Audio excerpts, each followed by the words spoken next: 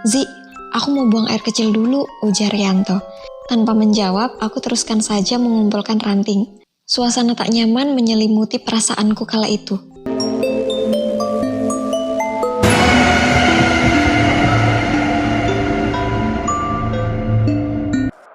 Hari ini, podcast Do You Hear Me akan membawakan sebuah cerita horor yang ada di internet.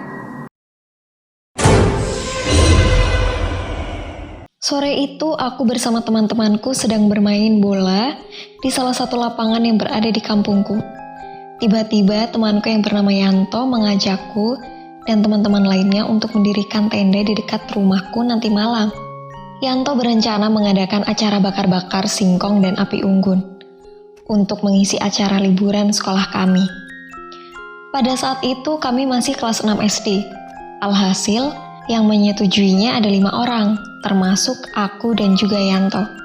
Jam 5 sore, aku bersama 3 kawanku sudah berkumpul di depan kebun itu sambil menunggu Yanto yang belum datang juga.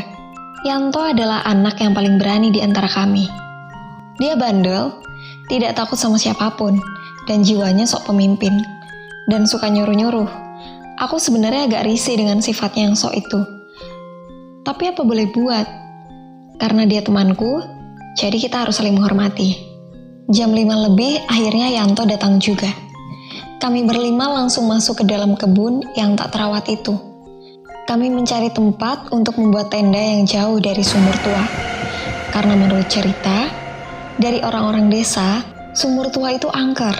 Konon dahulu kala ada seorang perempuan yang dibunuh dan mayatnya dibuang di sumur itu. Wanita itu menolak dinikahi oleh seorang jenderal dari Belanda. Maka wanita itu diperkosa dan juga dibunuh. Lalu mayatnya dibuang ke lubang sumur itu oleh company-company yang biadab. Setelah kami berlima menemukan tempat yang cocok, kami segera mendirikan tenda di tempat itu. Setelah tenda berdiri, maka kita cepat-cepat mengumpulkan ranting untuk dibuat api unggun, sekaligus sebagai sumber cahaya kami saat itu. Setelah api unggun jadi, aku dan Yanto langsung masuk ke dalam kebun untuk mencari singkong. Kami membawa oncor dan masuk agak ke tengah kebun. Di kiri kanan kami sangat gelap, dan banyak ditumbuhi semak belukar yang tak terawat. Bayang-bayang pohon terlihat menjulang ke atas. Aku merasakan terpaan angin dingin di tubuhku. Namun aku tak memperdulikan suasana itu. Aku dan Yanto sibuk mencabuti singkong yang tertanam di dalam tanah. Setelah kami merasa cukup, maka kami langsung kembali ke tenda. Setelah di depan tenda, kami berlima membakar singkong dan langsung melahapnya. Waktu di jam tanganku sudah menunjukkan pukul 11 malam. Persediaan ranting pohon untuk api unggun kami sudah habis tak tersisa. Api unggun mulai padam, tenda kami mulai gelap. Di sekitar tenda kami tidak ada pohon besar. Jadi, untuk mencari ranting pohon, kami harus masuk ke tengah kebun yang banyak pohon-pohon besar yang menjatuhkan rantingnya. Yanto langsung mengajakku untuk masuk ke tengah kebun itu. Sebenarnya aku sangat takut, namun karena dipaksa oleh Yanto, akhirnya aku ikut dia untuk mencari ranting ke tengah-tengah kebun yang dekat dengan sumur tua itu. Aku hanya berdua dengan Yanto menuju kebun itu. Setelah sampai di kebun yang banyak pohon-pohon besarnya, kami langsung memungut dan mengumpulkan ranting-ranting pohon yang banyak berserakan di sekitar tempat itu. "Yan, ayo cepetan, aku takut nih," ujarku pada Yanto. "Kamu takut sama siapa, Zi? Sama hantu? Sama sumur itu? Suruh sini aja hantunya, nanti tak ajak main bola," ujar Yanto dengan nada yang menantang. "Wah, parah kamu," ujarku sambil tengok kanan kiri ketakutan. Angin berhembus cukup kencang dan kami terus saja mengumpulkan ranting-ranting pohon. Dan astaga, aku kaget. Aku baru menyadari ternyata kami sudah berada di tempat sumur tua yang angker itu. Tiba-tiba angin berhenti dan suasana menjadi hening. Di pinggiran sumur itu nampak banyak sekali sesajen dan tempat kemenyan. "Zi, aku mau buang air kecil dulu," ujar Yanto. Tanpa menjawab, aku teruskan saja mengumpulkan ranting. Suasana tak nyaman menyelimuti perasaanku kala itu.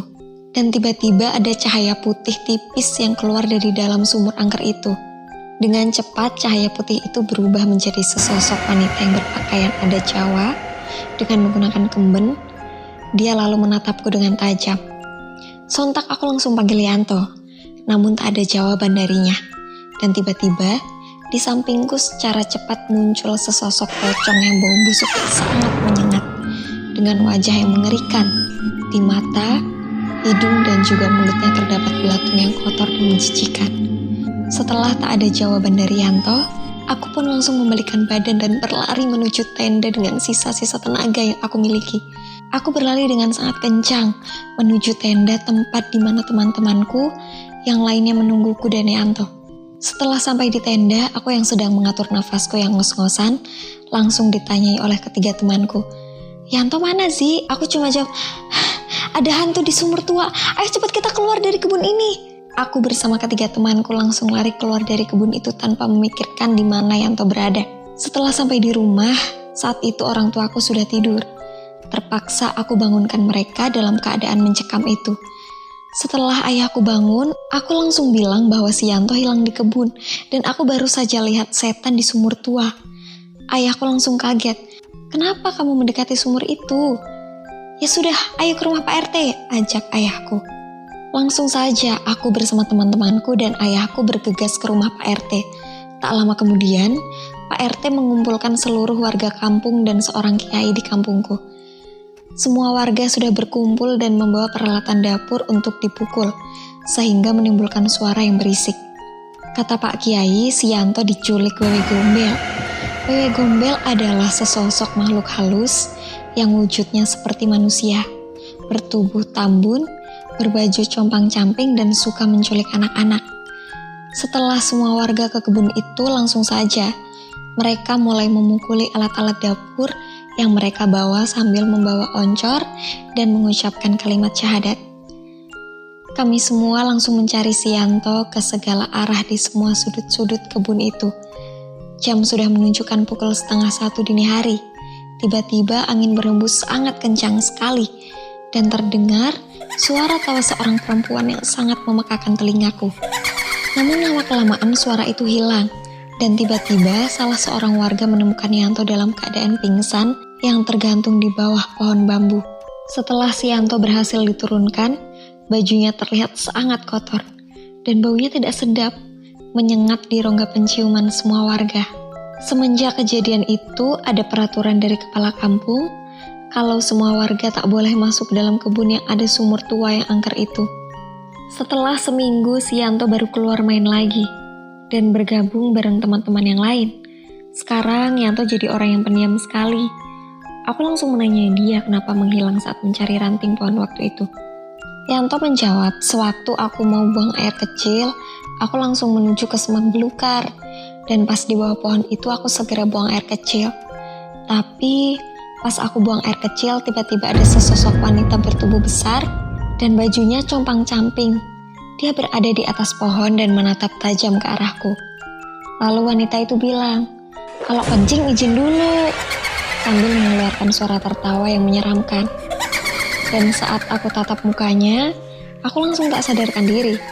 Aku baru sadar ketika aku diturunkan oleh warga dari pohon bambu. Ungkap Yanto panjang lebar. Ya udah, sebaiknya sekarang kamu percaya sama keberadaan makhluk halus. Dan kamu harus lebih mendekatkan diri kepada Allah, ujarku. Akhirnya sumur itu masih berdiri sampai sekarang. Dan pada saat kebun itu mau dibangun sebuah ruko, salah seorang tukang yang mencoba membongkar sumur tua itu tiba-tiba mengidap penyakit yang tak wajar dan aneh, hingga akhirnya meninggal dunia. Sekarang, ruko yang berdiri di tanah bekas kebun kosong itu telah dipakai sebuah kantor.